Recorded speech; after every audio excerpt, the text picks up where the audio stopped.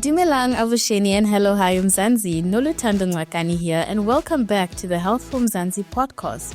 I'm here to walk through your health journey with you as you seek answers to those scary questions you are too afraid to ask about in public. I've got you through all those uncertainties, achy bones and your heart's woes.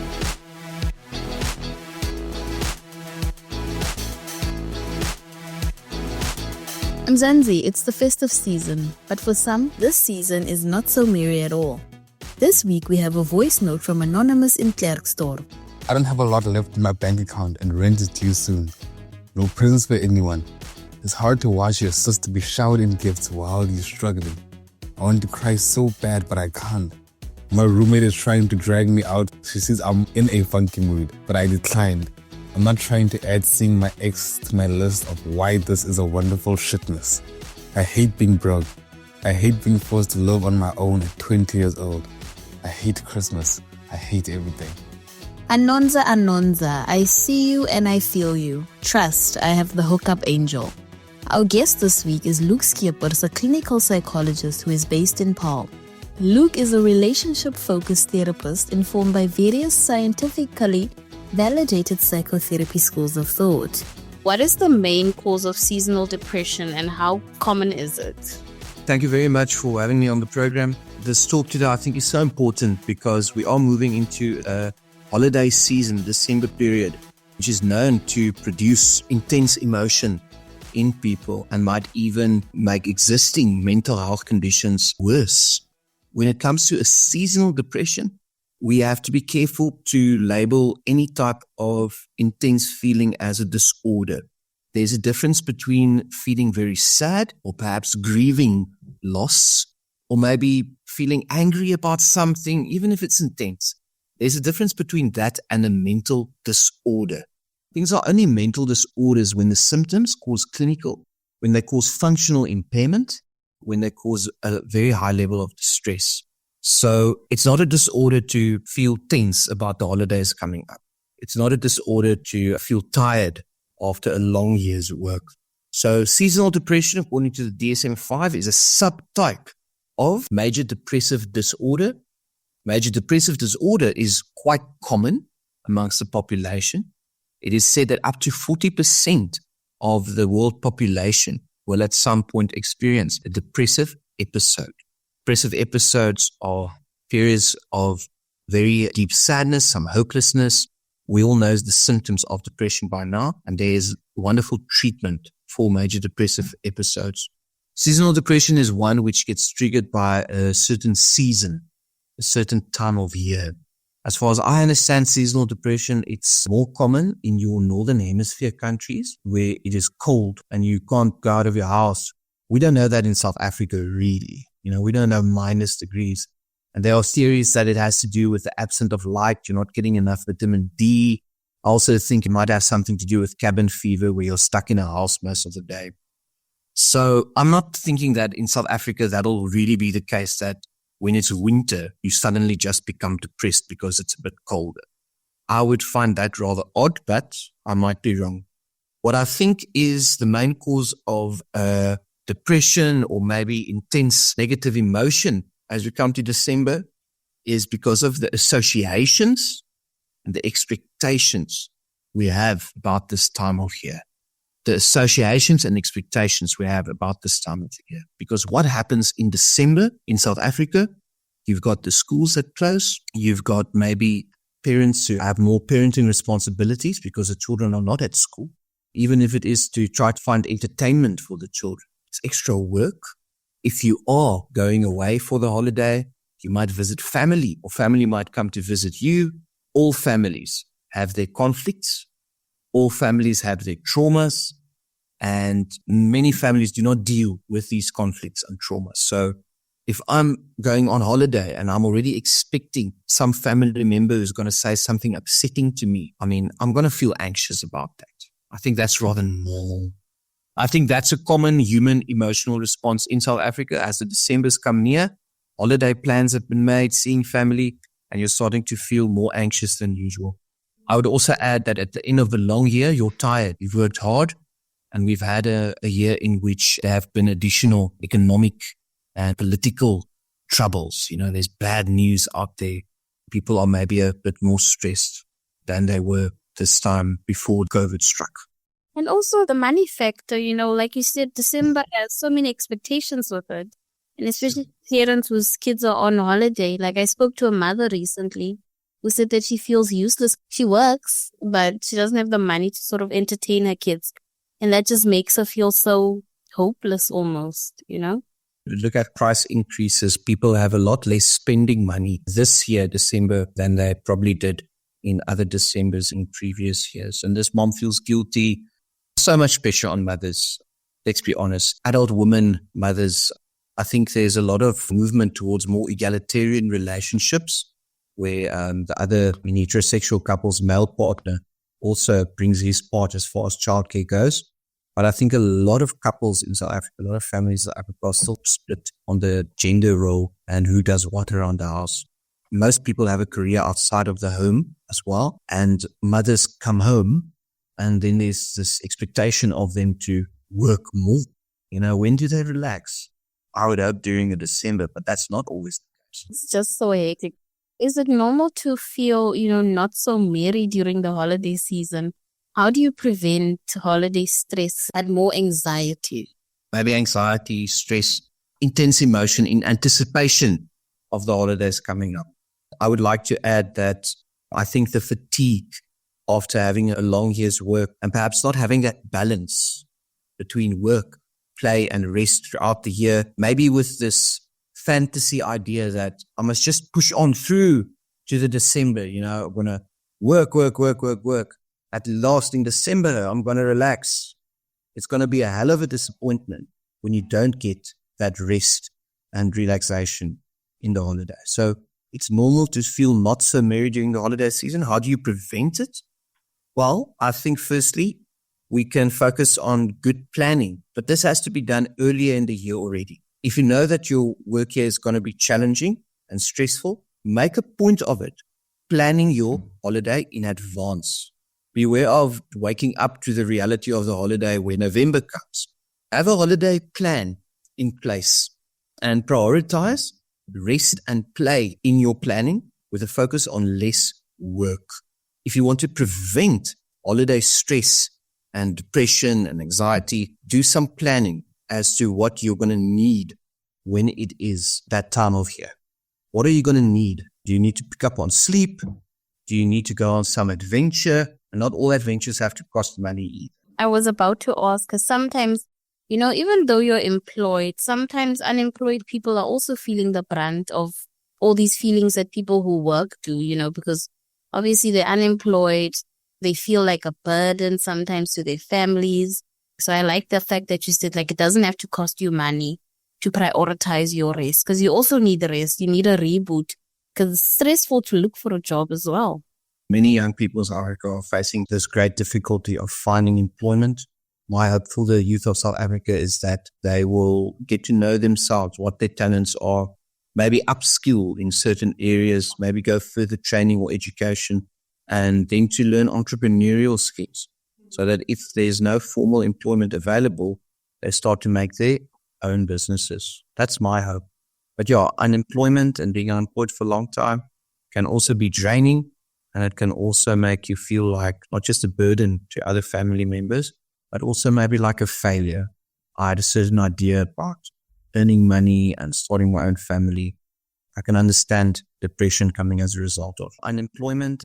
Well, how do the holidays affect mental health conditions? Do they exacerbate them as well?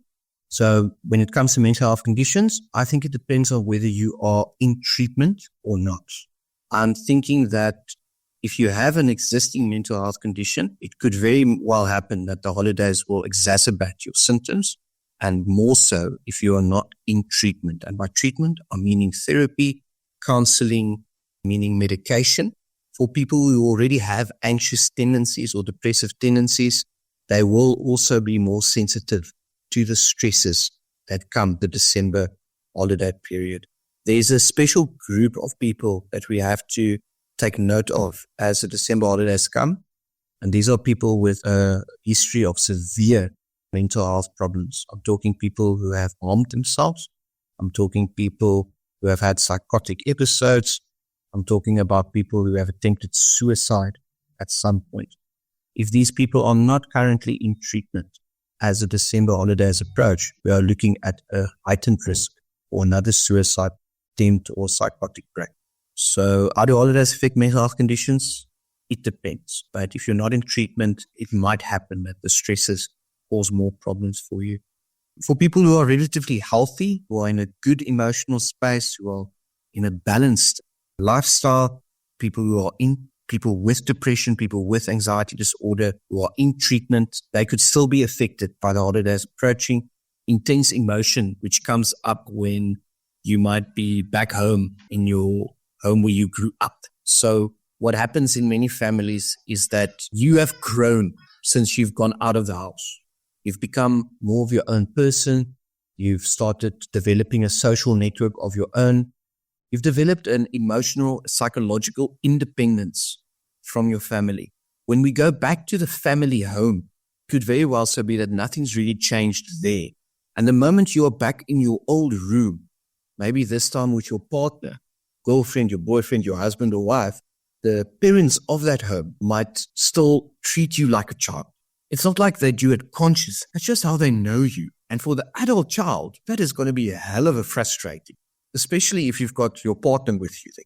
So you've got all these old family roles and dynamics that come up. Maybe your elder sister with whom you had a strained relationship is also visiting for the holidays.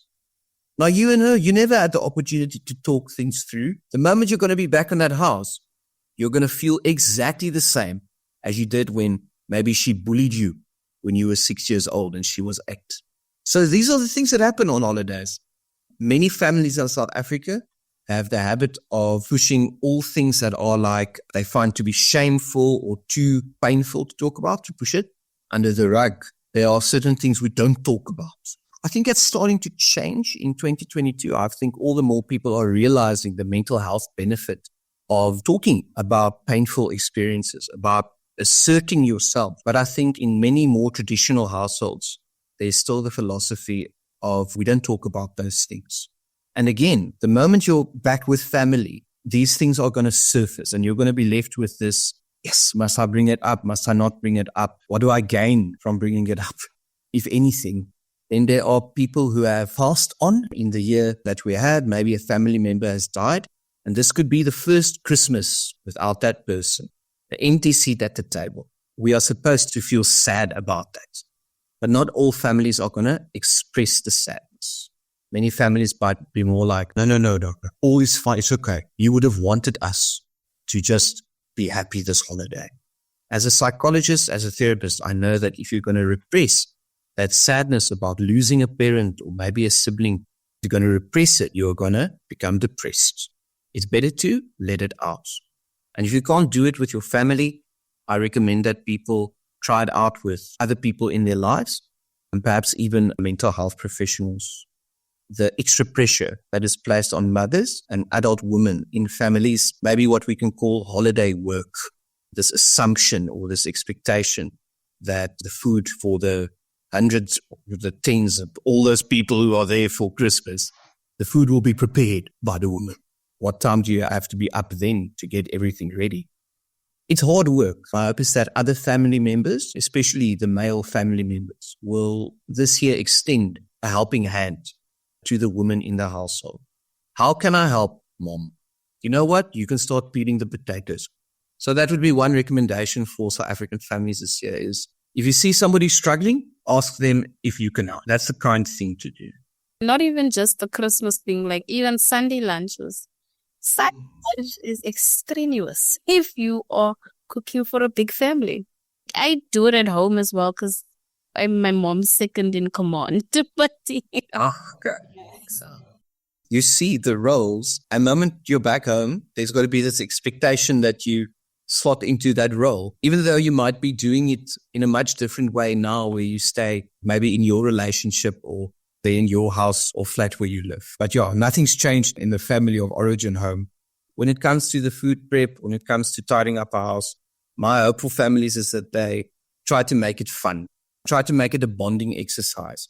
One can go into a lekker talk with a parent or a sibling while you're doing something else, working with your hands. Such an opportunity for family togetherness. Doesn't have to be a chore. Teamwork is required. Are there any key signs of someone struggling with their mental health that loved ones can watch out for? If you know that your family member has a history of depressive episodes, especially if it was severe enough to warrant a hospitalization, maybe a psychotic break, self-harm or suicide, you have to be especially aware of this person's doings over the holiday period. What you can look out for is a person isolating themselves, a person who's just not participating in any of the family activities, a person who is keeping to himself or herself or themselves in a room somewhere. Be on the lookout for crying spells, person who is crying for a reason that you don't really know. Be on the lookout for people who are more irritable than they usually are, highly irritable.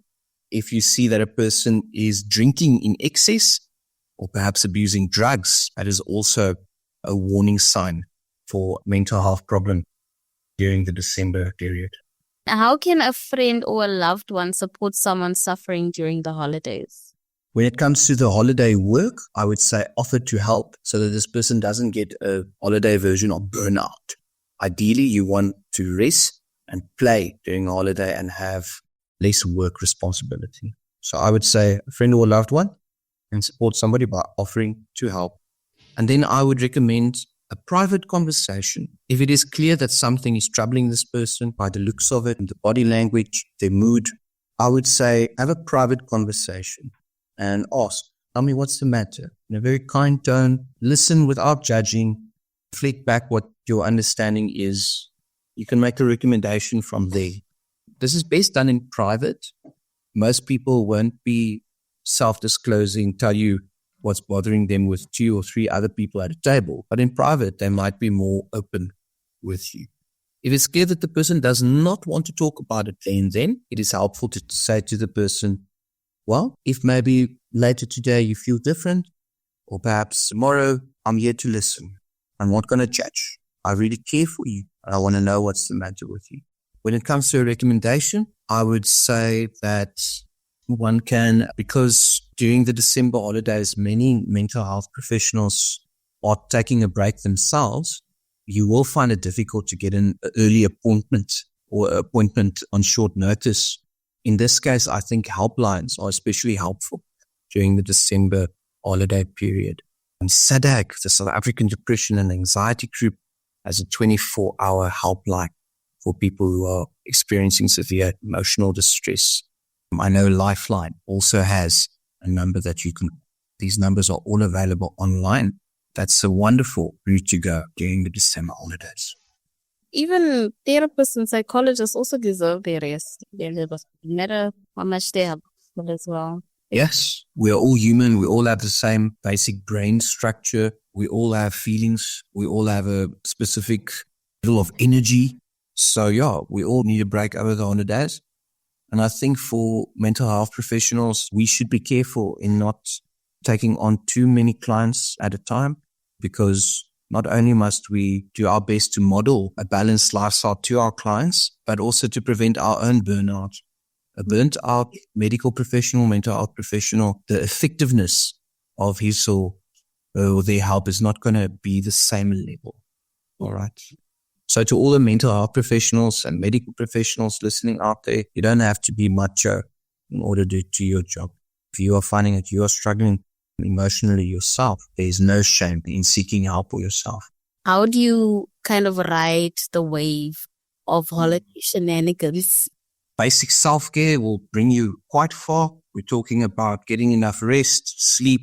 I mean, we are all going to indulge likely a bit more during the holiday in terms of the types of food that we eat, but still we can make sure that we get the nutrients we need and that we don't drink or eat in excess each and every day. And then some exercise. It can be walking around the neighborhood. It can be going on some trip to nature reserve somewhere.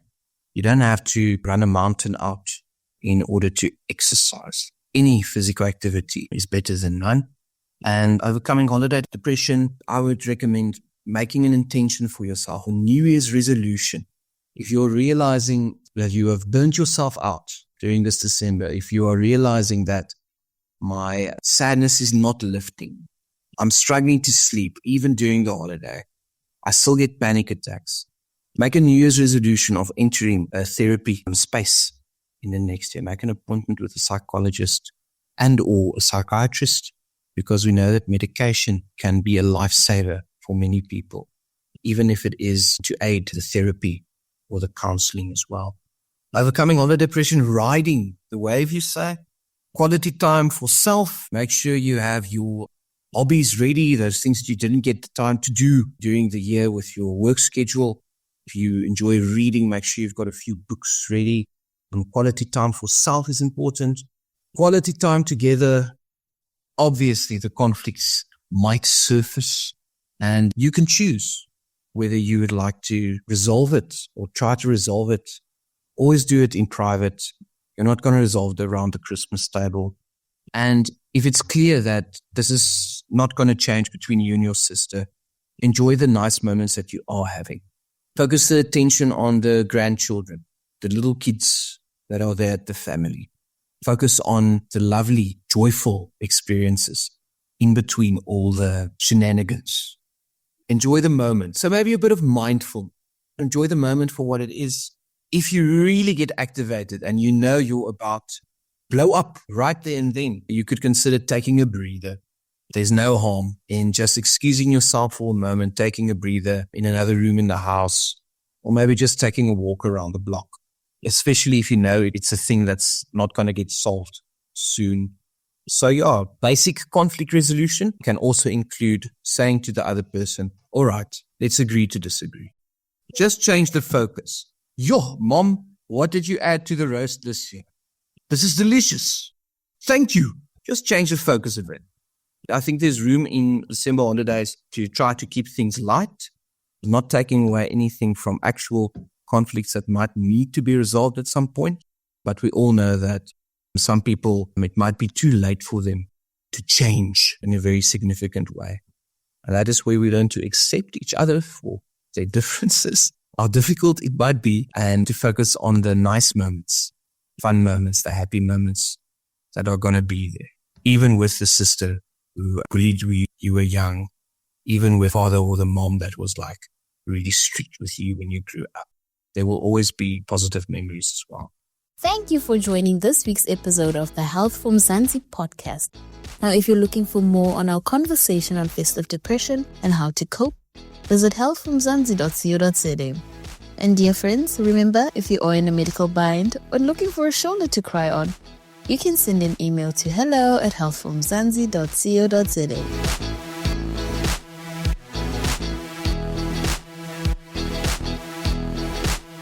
The holiday season for most people is a fun time of the year filled with parties, celebrations, and social gatherings of family and friends. For many people, it is a time filled with sadness, self-reflection, loneliness, and anxiety. I have 3 takeaways from my very insightful chat with Luc. Firstly, that we should make realistic expectations for the season. Second, set realistic goals. And of course, third, don't take on too much more responsibility than you actually can. What Luc basically said was keep it real. Real is the vibe of the season. And of course, don't forget to prioritize rest in your rest days. Happy holidays, gentle thems days, ladies and fellas. From me, Nolutando Ngakani, have a great week and remember to show your girl some love by sharing this podcast with a friend.